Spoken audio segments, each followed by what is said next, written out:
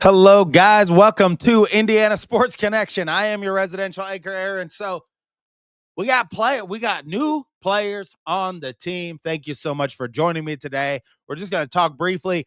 Reed Bailey comes in, Connor Enright, which was a few days ago, but the guy, I'm watching these highlights yesterday, and this guy could be the golden goose that we all want to see at Indiana. A 6'10" guy who can handle the ball. I more watch like not only just his highlight video of Reed Bailey, but it's more how he dribbles, how he moves with the ball. And we know Darian Devries is going to be a coach that's going to be like, make sure guys know how to shoot from the outside. That's going to be the emphasis.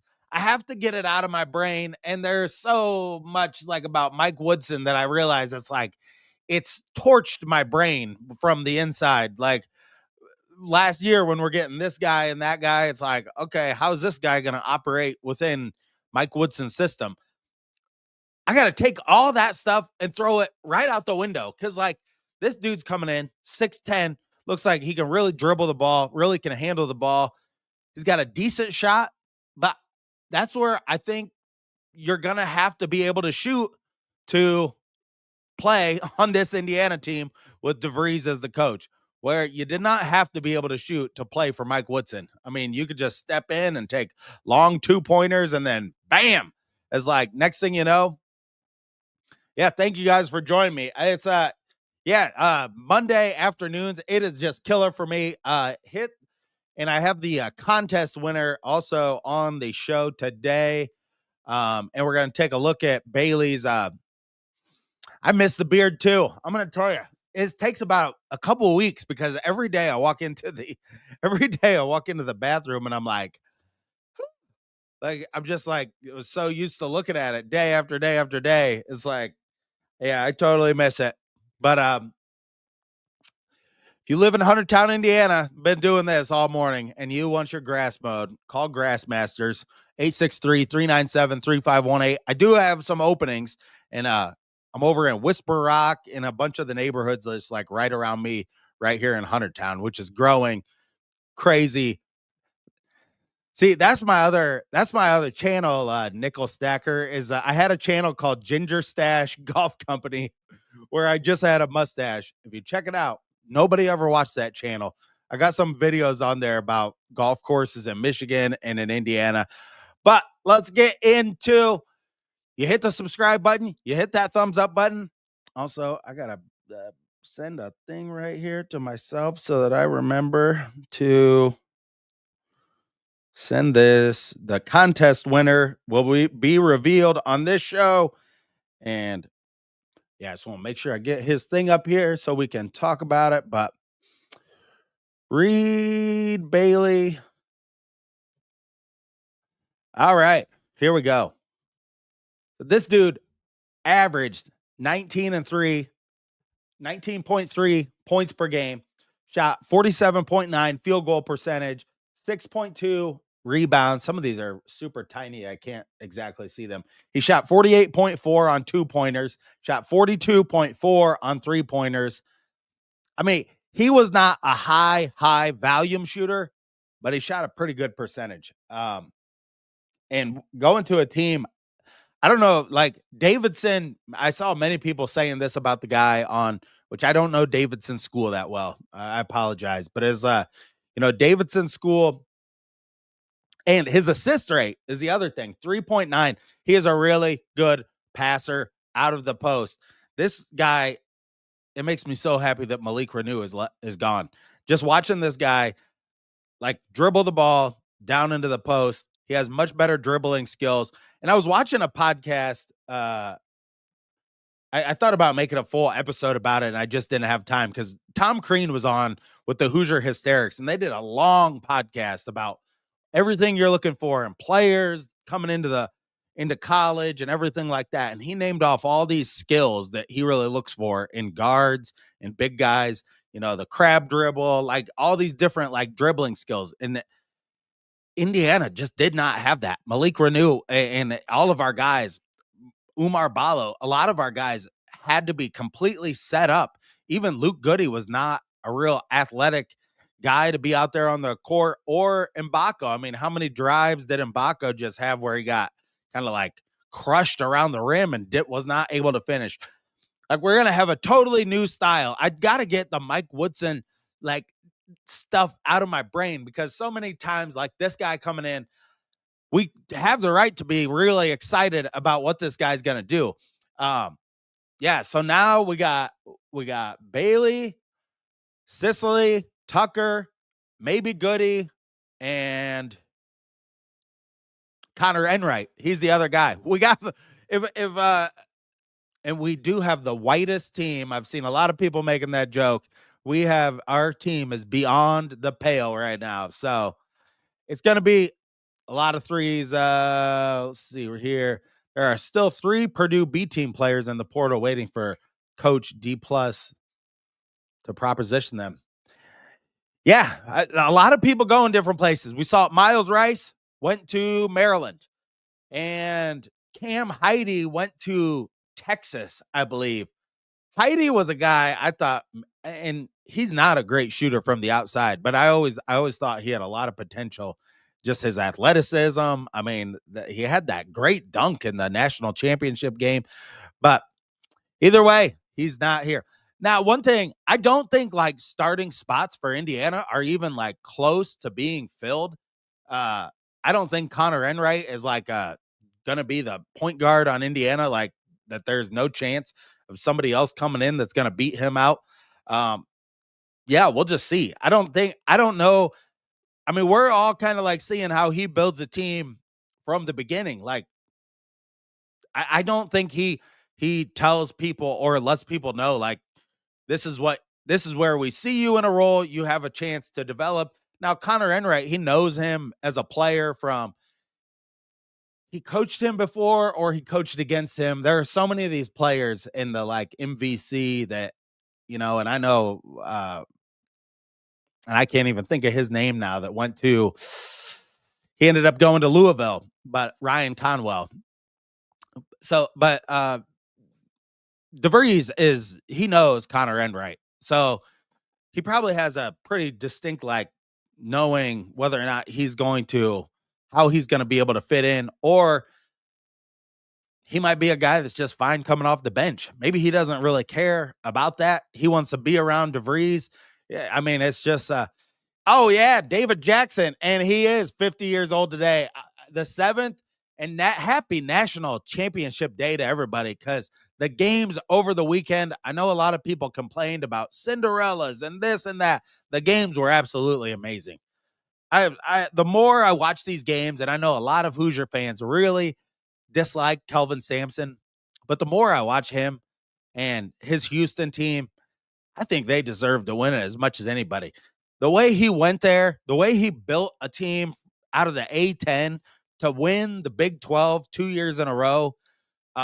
I mean, I saw some stats, is like in the last few years, he's like 168 and 23 in like the last 3 years as the coach of, I mean, say what you want, and I know he really screwed Indiana basketball over, but he is a great coach. And Houston, I don't really have anything against them. Yeah, and Nebraska won the crown. Yeah, well, that was on yesterday. I missed all of the women's. Totally forgot that was on yesterday, but it sounds like I didn't really miss anything. But I'll tell you what, Houston is a team, and there was a game, they were talking about this game on the radio today. I watched this game earlier in the year when they played at the Fog in Kansas, and Houston was like dead to rights in that game right down to the end. And the way they did exactly to Kansas what they did to Duke at the end of that game. And I think they were down 6 and they hit 2 threes against Kansas, sent that game into overtime. And I believe they ended up getting that victory in overtime. But tell you what, Houston, it's going to be a great game tonight. I got Florida in my bracket, but more and more, I'm telling myself, I'm convincing myself, Houston, we have a problem. And I would not care at all if he won that there. He he brought in his family, like he brought in his daughter. That's why he went to Houston and brought in his son and his daughter to help him coach there. That's worked out pretty dang well for this guy. And University of Houston never won a national championship, even though they had Elijah. We all know that, um, we all know that Jim Nance went there, whatever. So they've never won it all. So that's just my take on the game tonight. It's a real toss up. I mean, I'm gonna stick with I think Florida's gonna win the game, but if if Houston loses, my heart goes out to them because they do have just a real gritty bunch. That's what we want to see at Indiana. I mean, that type of trapping ball pressure that Houston plays like out around the perimeter, that's what we want to see. I mean, yep, yeah, he cheated too. Nickel stacker. Yep. He's a bona fide. He went one place and cheated.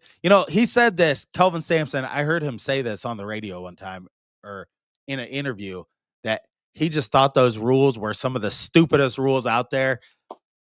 And so that's why he didn't follow them. He just said, I don't care if that's the rule. I'm just going to do it anyway because I think it's a stupid rule.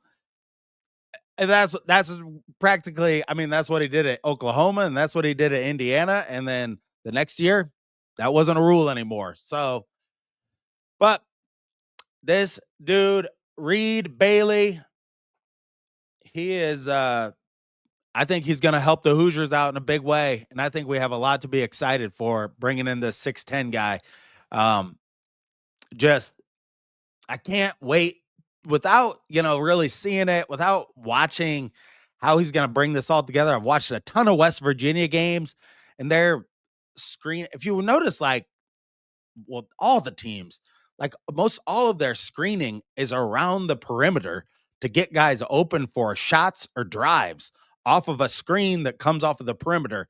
Like nobody plays like Indiana where you're gonna like dump two guys down on the low block, or sometimes both of them start to play on the low block where you're just trying to like kind of prod your way into like the high post and then the low post. It's just not done. Possessions. The more I've watched this tournament, like that's where Indiana like was really failed is the amount of shots you get up. When you get up the court and these teams like Florida, I mean, it's like they get the ball and they just go like right up the sideline.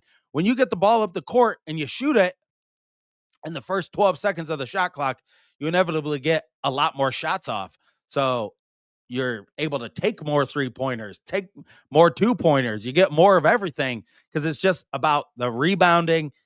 It's offensive rebounding. These teams all of them relentlessly rebound the basketball. I mean, one thing in this championship game where, and I know I keep flipping back and forth from talking about Indiana to talking about the teams in the championship, but it's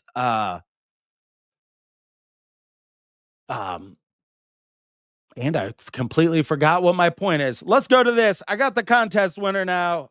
And I'm thinking about my dad is going to be here any minute. We're cutting a tree down in my backyard. I got a tree that like it's like one of those soft maple trees. So it's got like a split trunk and it's not a great tree. So part of it died, and we're gonna chop that thing up with a chainsaw, which is one of my favorite things to do. Let's get this contest winner in here, and then yeah, we'll be on to hit that thumbs up button, hit that subscribe button down below. Use my promo code Indiana125 if you're on BetUS. You'll save 125% on your first 3 deposits, and they keep changing the way they do things here on this this StreamYard as far as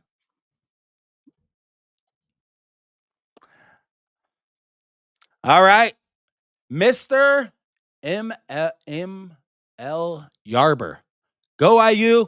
Can't wait for next fall. Thank you so much for the comment. You won the contest. Email me at indianasportsco@proton.me and I will send you out your shirt from Rally House.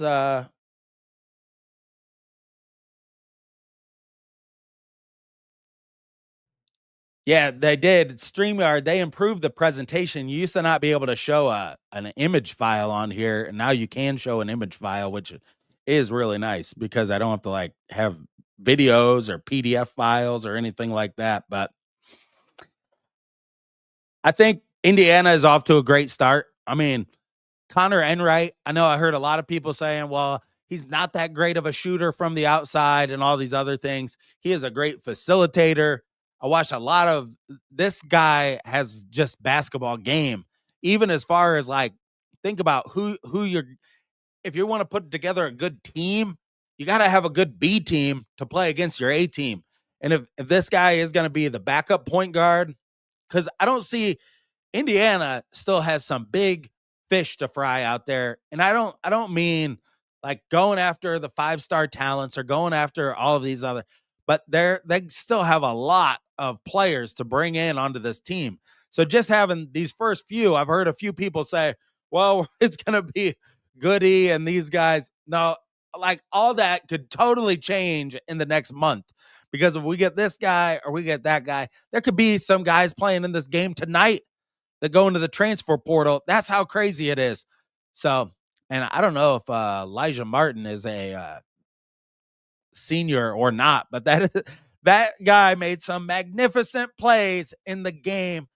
Florida, I mean, some of his steals and a couple of his dunks that he took off from like just past the free throw line and had another dunked it right in somebody's face.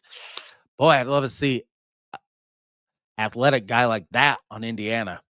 But it is super exciting to see a guy like Reed Bailey coming into Indiana. Super smart guy. And I started talking about that, but it's like it's really hard to get into Davidson. It's almost like right up there, I think, with maybe not as hard as Northwestern, but right up there with you got to be a smart kid to go there. So can he finish plays? I don't know if he can finish plays. His And I know it's like Davidson, and they made the tournament this year, I believe, but everyone's gonna be like, well, can he do this in the Big Ten? I think it all to me, it's all about the coaching. Like, is the coach gonna put him in positions? Also, I see players that are gonna come onto a DeVries team, and if it's gonna be a team that shoots a lot from the outside, then look, guys are going to get better at shooting. I don't think something Mike Woodson ever worked on with any guys ever was their form, was their like shooting form has to be worked on. And it's got to be just it's got to be a daily thing that you're always checking like the guys like how their hands are. I was always taught that your hands are supposed to make a T like this. You're supposed to feel the ball off your fork. So there is a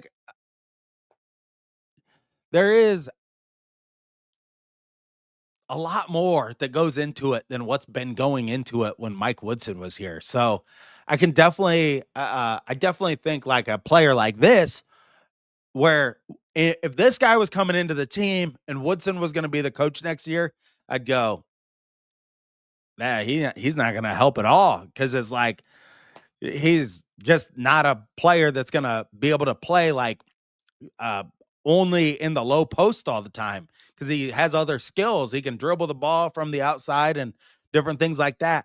We'll be able to utilize those skills. It's like being able to have a 6'10" guy that can dribble the ball, that you're not just going to have him like backing down in the lane all the time. You're going to run screens for this guy on the outside.